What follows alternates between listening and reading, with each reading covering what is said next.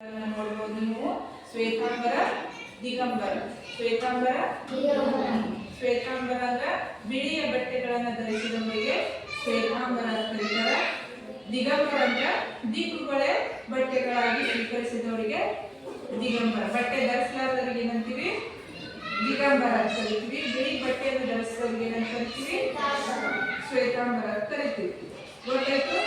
ತ್ರಿರತ್ನಗಳು question ಕೇಳಿದ. Okay, ಎಲ್ಲರಿಗೂ ಪಾಠ ಅರ್ಥ ಆಗಿಲ್ಲ? ಮಹಾವೀರರು ಬೋಧಿಸಿದ ತ್ರಿರತ್ನಗಳು ಯಾವುವು?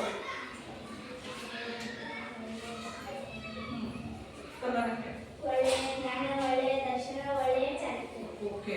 ಜೈನ ಧರ್ಮದ ಸ್ಥಾಪಕರು ಯಾರು? ಶ್ರೀಮಂತ.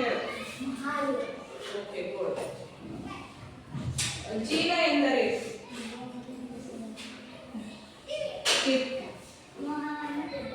ಪೆದ್ದವನಿಗೆ. ಮಹಾವೀರರು ಬೋಧಿಸಿದ 5 ತತ್ವಗಳು ಯಾವುವು? ತನುಷಿ. ಸತ್ಯ, ಅಹಿಂಸೆ, ಆಸ್ತೆಯ, ಪರಿಗ್ರಹ, ಬ್ರಹ್ಮಚರ್ಯ. Very good, thank you.